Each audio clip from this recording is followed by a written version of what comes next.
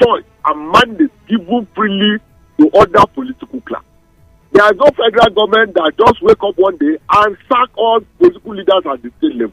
Why must state government wake up because you disagree with the local government and you on a single street you dissolve the local government and appoint your cronies caretakers who are your political jobbers to take over the reign of leadership in local government, so that you continue to prefer the resources of local government, divert it to supply and misappropriate local government resources.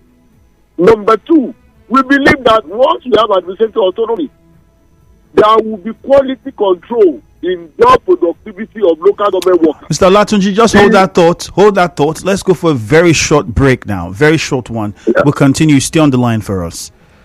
Yeah. Still Nigeria Info. Stay tuned. The show continues after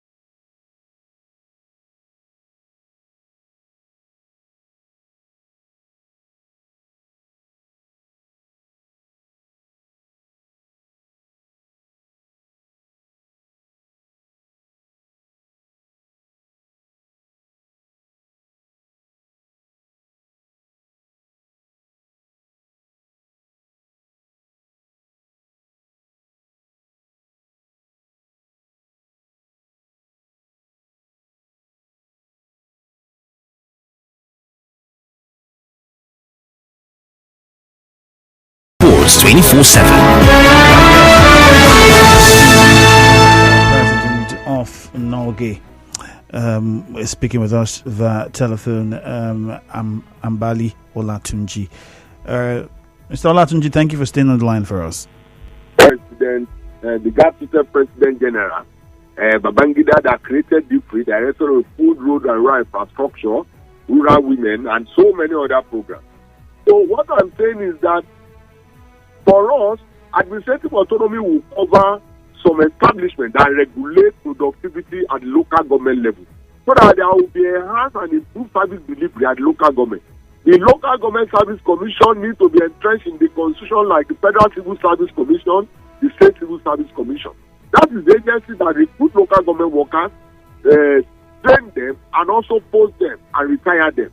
That will create quality control in the system. We also believe that the Auditor General for local government should be appointed among technocrats in the local government, so that every account has its own peculiarity. The local government account has its peculiarity from the federal account. It's like somebody working in the oil sector and you now bring him to work in tax area. You know, he needs to study the terrain. So once we have administrative autonomy that secure the tenure of elected political office holders, we also have the local government commission, we have the audit general. We also talk about political autonomy. Local government election happen, the experiences of the past that have not even helped the democratic development and experience in local government level. What we have witnessed is that there has never been a transparent and acceptable election at the local government level. The political class at the state level carry out what we call coronation, appointment and promotion of their political loyalty. They don't allow political space to be explored at the local government level. That is why there is no political inclusion at the local government level. I believe is that we must have INEC that conduct state and federal elections to conduct local government elections, so that there will be transparency in the system. Mr. Olatunji, the only transparent local government election conducted in Nigeria has been in Abuja, where INEC conducted the election. And this has happened in the past. It is not rocket science. I'm listening to people asking me, why are you saying that? At the state level, is it not INEC that conduct election of those who go into House of Assembly? But Mr. Olatunji, yeah. do you agree? Do you think that an increase in salaries of workers, local government workers, first off, the demand, is it just for local government workers or workers at every level? It's a corollary to the request of Nigeria Labour Congress. Okay, let me also tell you, I'm the National Treasurer of Nigeria Labour Congress in Nigeria. So the request is universal. It's not to local government alone. So do you think That's then... why we are not seeking for bush allowance or inconvenience allowance. Do you then think that the increase in workers' salary would be the most effective way to tackle the problem that we have with inflation in the country at the moment? Because not every Nigerian is a civil servant. So what happens then? We have also listened to that. Those who are saying that are not leveraging on the experience of the past. We know in Nigeria that the medium of calculating national wealth is through the civil servant. But if you want to attest to this, anytime from on the 7 to 15, you realize that there is lull in the market. Anywhere in the world, workers have become a medium of transmitting or redistributing wealth across. That was why during those years, something like that happened. If you don't pay workers, who goes to the market? This political class that you pay every amount or humongous amount of salary does not stay in Nigeria. They cut the money and they move on. And they go to Dubai to shop. And that is why the local economy is not growing. But if you allow local government workers and the public servants to be well paid, it affects the economy to generate additional tax from that level. So our belief is that if you don't pay workers, how do you expect artisans to benefit? How do I expect market women to benefit? How do I expect media who are operating the system to benefit? How do you expect pensioners to benefit? How do you expect landlords to benefit? So if we are serious about that, once workers' payments are enhanced, it will rub off on the economy. Everybody will benefit from it. It's not that workers will take their money and they go to sleep. to also redistribute the wealth within the local economy. It's one of the ways to address it. But there are other ways to address this issue. All right. The cost of governance must be cut down. There has to be social intervention. What they are doing now is a cosmetic approach to social intervention. The unemployment benefits must be stabilized. The school fees for students should be reduced. Again, there should be you mentioned school fees. You know that the cost of fees has gone up. There's an increase in the tuition fees for students. You cannot see that. What is the justification for that? If government is saying that they are going to give student loan, should they give student loan? What they are supposed to do is to address the cost of education in Nigeria. But exactly the same point. Shouldn't NULGE be demanding for autonomy? Shouldn't There NULGE was the public schools that government will completely fund, so that the children of the poor will also benefit from qualitative. So, Mr. Olatunji, like you've said now, that government, instead of giving loan to students, should think about subsidizing education and seeing that everybody can access education easily. Isn't that the same thing NULGE should be demanding for? Instead of asking for an increase in salaries, but pressing on the government to see how it stabilizes the economy and increase production locally. If you want NULGE to demand for that, are you saying that workers should not be paid? So workers should not eat? The workers are being paid. Workers are being paid already. We're saying, would it not be being paid? What was the economic indices that determine what they are paid? After today, what are the workers in US being paid? What are they paying in Ghana?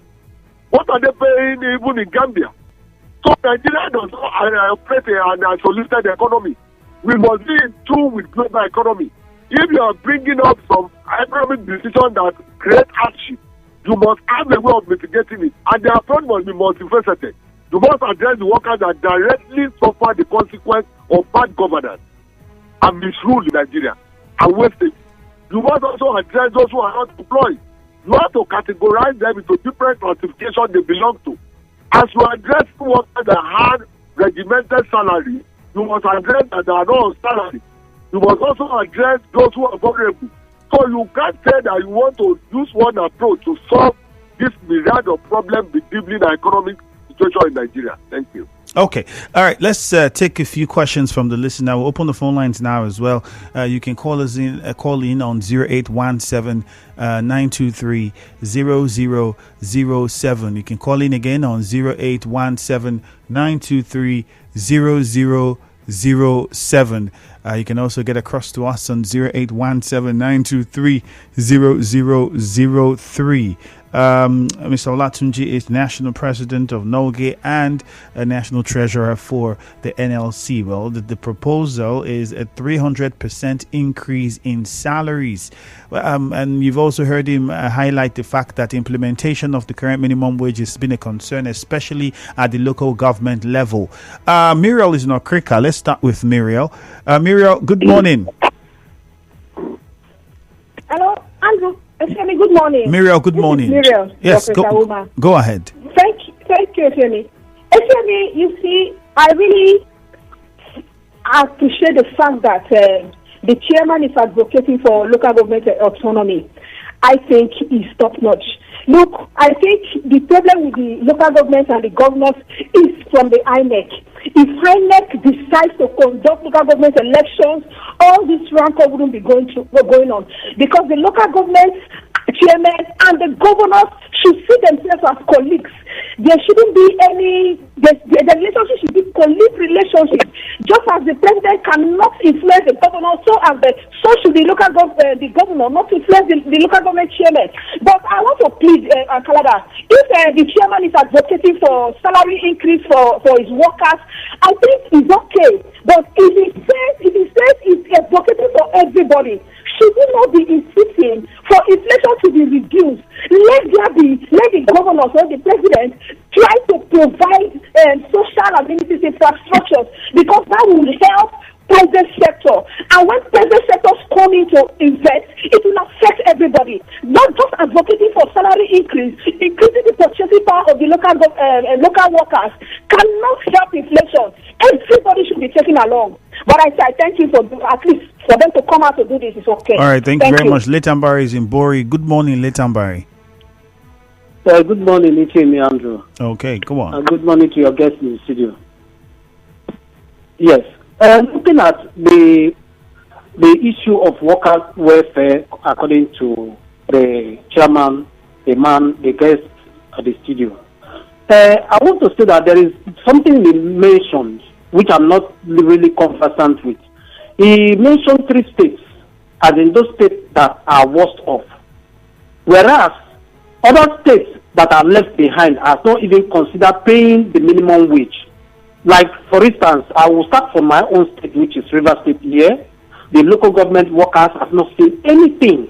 But the worst of all, you said, you are always concerned about the government more than the people.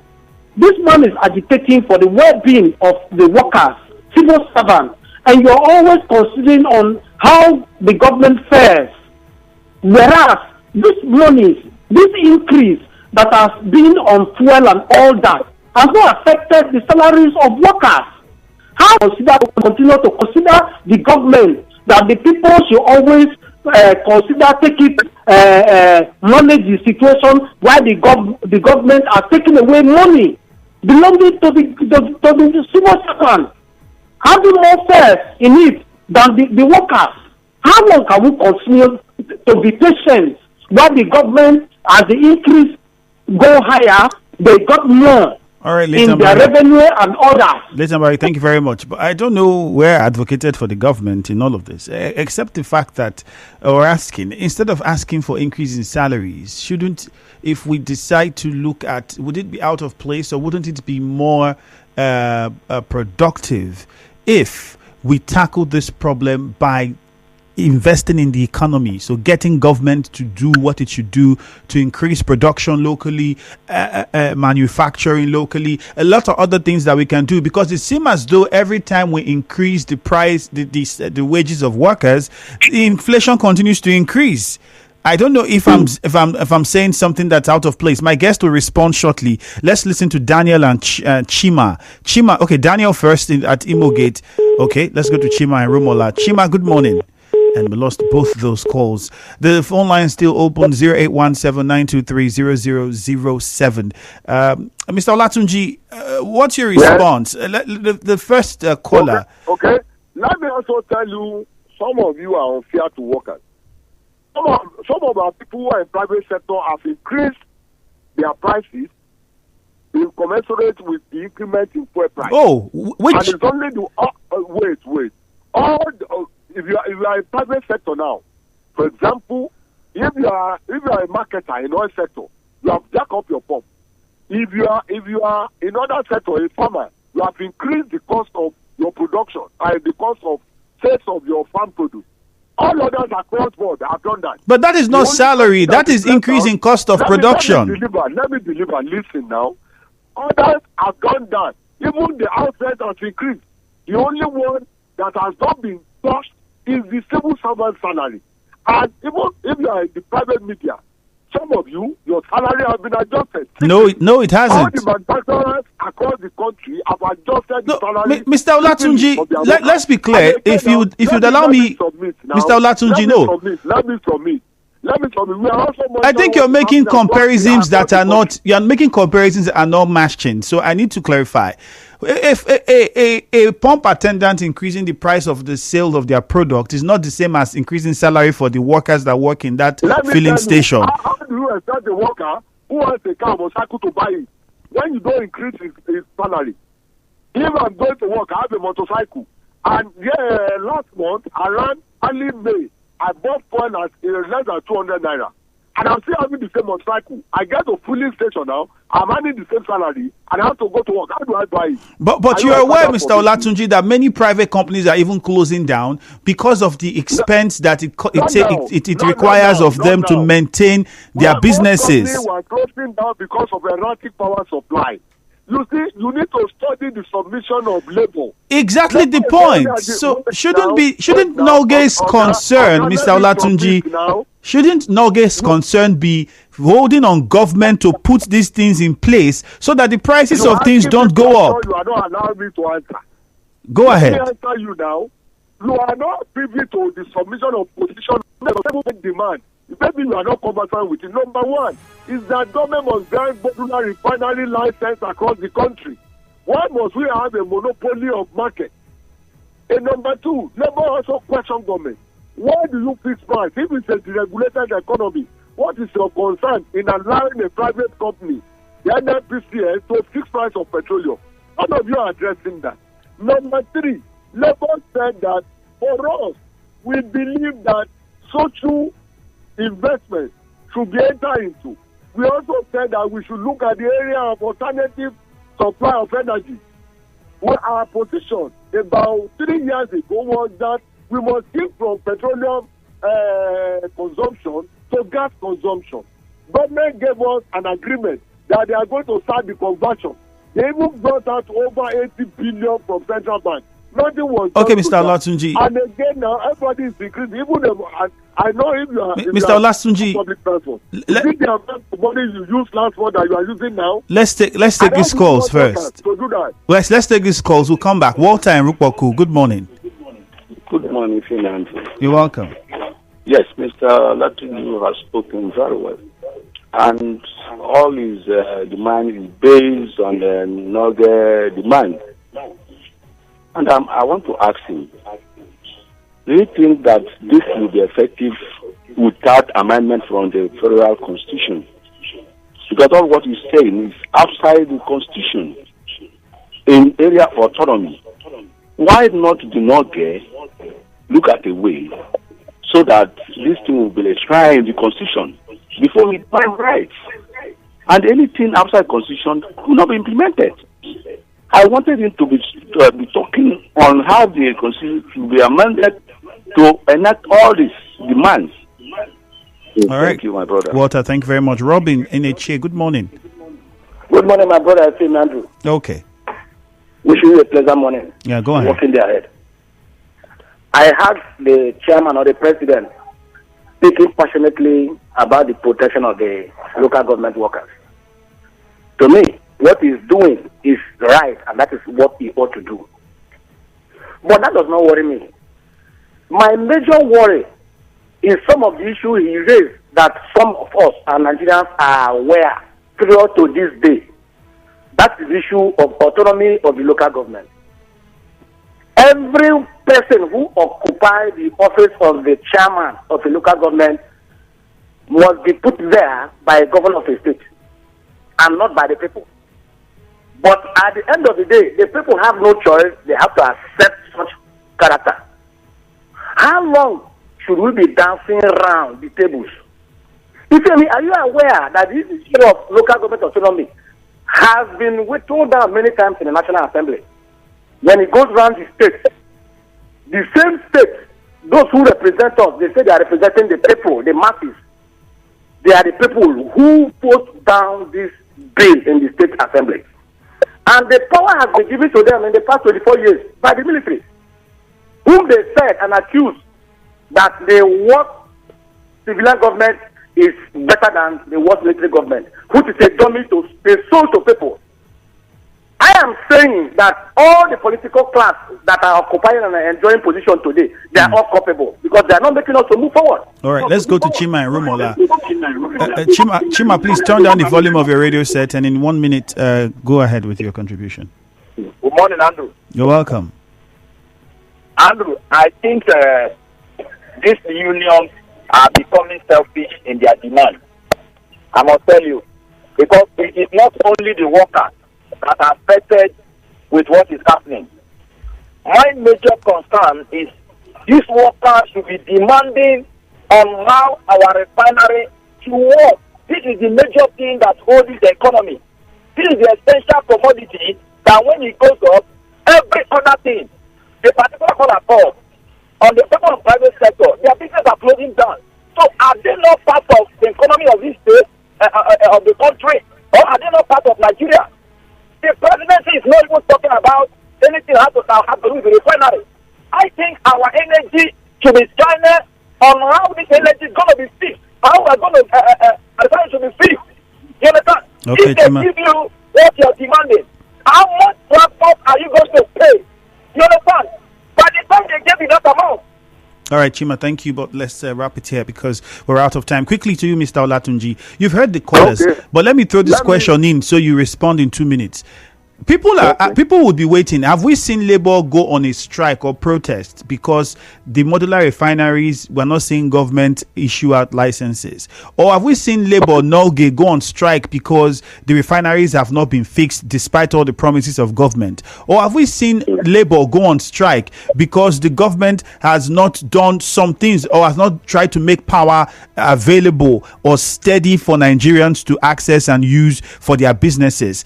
Most of the times, people say Labour go on strike because of salary arrears not paid and structural adjustment and etc. etc. How do you tackle that? What would be your response to that? Your question is more than 2 minutes. So, okay. So 2 minutes. Let me respond quickly. The man that moved a motion for deletion of local government from control is incidentally from your state, Honorable Solomon Bob. Who is from Ahua Iboa Federal Constituency. I was in Rivers physically. I organized a street protest to counter that. Thank God we succeeded in doing that. Number two, you see, the political players are so selfish to the extent that they deliberately weaken our economy for their own selfish interests. For example, why are we not having stable electricity while we are exporting to neighboring countries? Why are we not considering alternative energy supply? Why are we not exploring the solar system in Nigeria? But because people who are importing generators are the ones who are controlling our economy and controlling power, Labour has been continuously shouting on that. Now, let me also look at the issue of constitutional amendment. We were throughout the country, I was leading the campaign for acceleration of local government autonomy during the 9th Assembly. We lost it because of the greed and because of the passive nature of Nigerian public. Most of you did not join us in the crusade to actualize that. You can't come back to blame Labour. We have done our own. We will not rest on our own. We will continue to do what is needful. I was in Rivers. I was in Kaduna. I was across the country. I submitted various positions. I was in the House of National Assembly to defend the position. But where are the Nigerians who are the ultimate beneficiary of the system? It's because we have been divided by politics and religious sentiment. And for us, going to the issue of strike, we have not gotten to that stage. When we read the bridge, we cross it. We've not gotten to the stage where Labour could consider going on strike because our refineries are not working. No, we have said that we are negotiating now. Why can't they grant modular license to those individuals who are, they say they are illegally mining our petroleum sector? Is it too much? If some people are doing that and you think they are not living up to standard, why can't you register them? You sharpen their skill and also license. And that's my question. Labour generate additional income. They will also create employment for the people. Why must Dangote be the ultimate control of refinery? What happened to our refinery? These are the questions Labour has them. They are unable to answer, and we declare strike. You are all a living witness to it, and they rush to court, and the injunction was issued against Labour. None of us are living in this country. We don't want it happening. All right, Mr. Olatunji, thank you very much. We got your point. Time is already out. Thank you for making time to be with us on the show today. Thank you very much for having me. Stay with us. Nigeria Info. We'll be back.